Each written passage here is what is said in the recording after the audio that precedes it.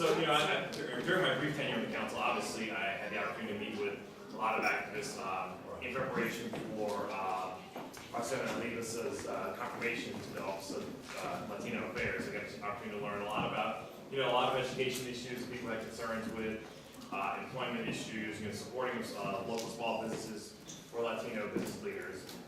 I serve on the board of directors for the Rosemont Center, which serves a lot of children here in this community in Ward 1. I think the primary issues that many people have raised in the Latino community are not distinct and different than most of the issues people deal with in the city. It's the ability to make sure we have great and excellent schools of education to provide for young people to be successful, so that people can get into the workplace and be competitive and find jobs, but also to help them become the kind of entrepreneur that's the time. Thank you. Yes, thank you. So over the past weeks, I've met with leaders of the Latino Economic Development Corporation and the Greater Washington Hispanic Chamber of Commerce, the Latin American Youth Center, amongst other organizations. I actually served on the board of the Latin American Youth Center for 6 years.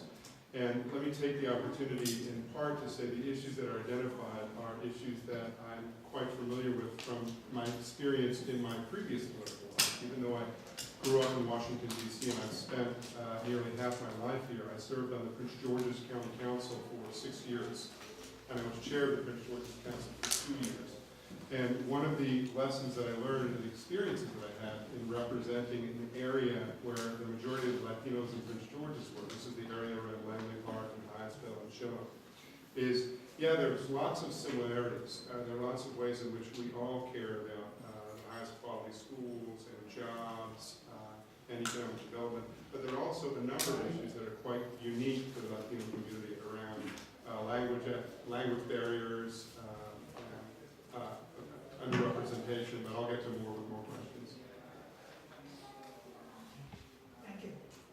Our second question is, the DREAM Act is very important to Latinos and other immigrant communities in Washington, D.C. Would you work with immigrant communities and Congress to get it enacted?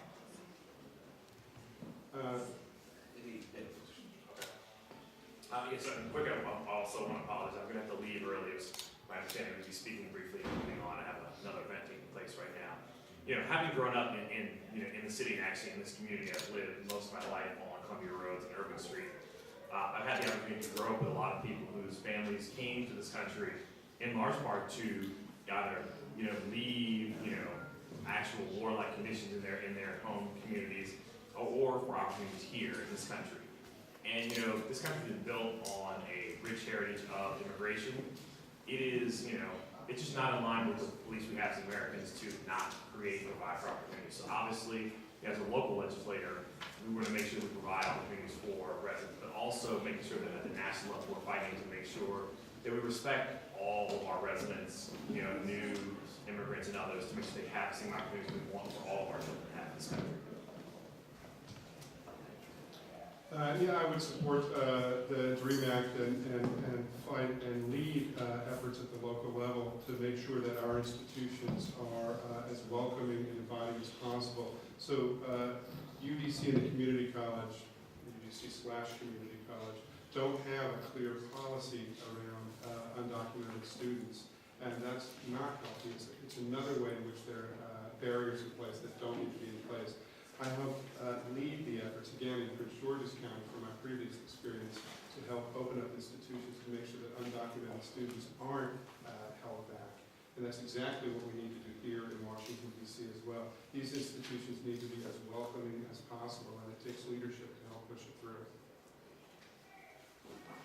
Okay. By the way, many of the candidates responded to our survey questionnaire, and that is posted on our website. So our members have been looking at the responses. So we're glad to have had your responses. The third question is a very important question to our community. And it deals with our representation in the city council. First, let me acknowledge that it is up to Latinos first to ensure that we make our push for representation in our legislative body, the city council. It's first our responsibility, but we also could use a little help. no more than what the district is asking the American people for help in representation in the Congress of the United States. We're asking the people of Washington, D.C. for representation in our own legislature. The next question then is, Latino resident 54,000 are the largest minority in D.C. actually. However, there has never been a Latino representative in our city council. The question to you is, distinguished members, is how would you help garner the support Latinos need to integrate our city council? Mr. Biddle first. Sure. I think that, one of the things we have to realize is the political realities, the number of votes needed, and one of the challenges of there not being a Latino elected official is that we have, in large part, a lot of our Latino communities split across, for example, 2 wards. There's a significant population of wards 1 and 4, and that makes it hard to elect a ward level member. Now, I think the other thing to bring up is that while Latinos certainly represent the largest immigrant group or minority in the city, we need to think about how many issues in the Latino community are similar to that of other immigrant populations in the city, and begin to build coalitions across different minority groups that could come together around candidates, whether it be at a ward or an at-large level. But the fact of the matter is there are undoubtedly highly qualified people who could serve on the council or in other elected positions in the city, and we have to come together around those people. I mean, Shapiro, myself, and other candidates know it is very hard to run for elected office in the city, and in order to do that, you have to build support amongst individuals and community members who want to see that their community represented, and we have to think more broadly.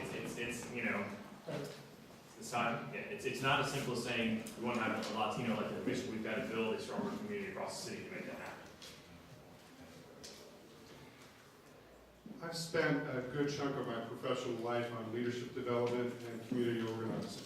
And where the Latino community's voice isn't represented, which is amongst political leaders, in part that is about organizing. It's about how we as a community have to grow the organizations and grow the leaders of these organizations, develop the capacity of the leaders of these organizations, which will translate into the political momentum to elect more Latinos. So in the most basic level, my job is to help empower the organizations where the leaders are developed, also to mentor, to provide opportunities for Latino leaders to have the experiences that they need.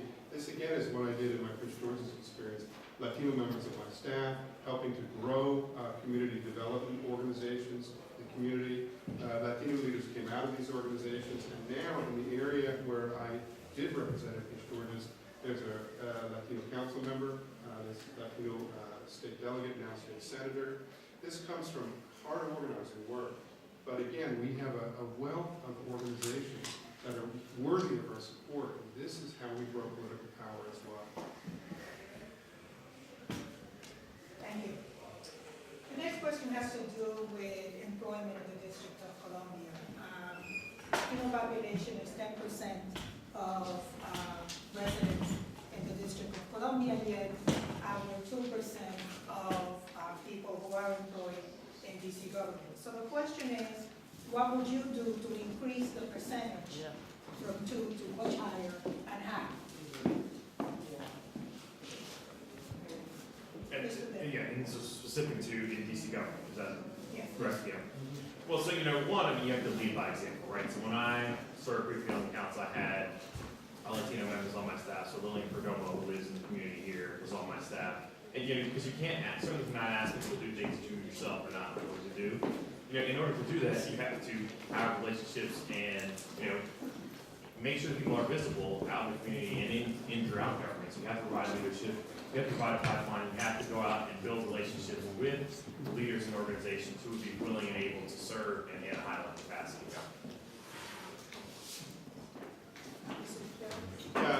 There's a couple things, I think. First of all, I would look forward to serving on the committee that's oversight of the workforce development, because I think there's some systemic issues here. In many, many ways, we are in a relatively simplistic black-white dialogue around issues related to employment. It tends to be described as very much like Ward 3, Ward 8 dynamic. And that's not helpful for the Latino community.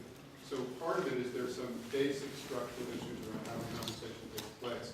There's also overall the Department of Employment Services and the supporting agencies that help create jobs. not enough transparency about how jobs are being grown, and so we don't have enough data about what's working and not working. You can also look at things like the summer youth employment program, which also is not doing a good job at attracting Latino youth for jobs. We need much more clarity of purpose around reaching out to Latinos, and again, it's around partnering with the nonprofits and really have the pulse of the community. So much stronger partnerships with nonprofits are going to help grow jobs, not just around training, but also around raising the levels of awareness. Thank you. Thank you. We'd like to welcome Jason Orange. And, I'm sorry. Yes, Ms. Anderson and Howard. And I'm going to repeat, you can say your name. I'm going to repeat the question I just put forth, and that is, it has to do with employment. Latinos are 10% of the population in D.C., 2% of the people employed in D.C. government. And so the question was, what would you do to increase that percentage so that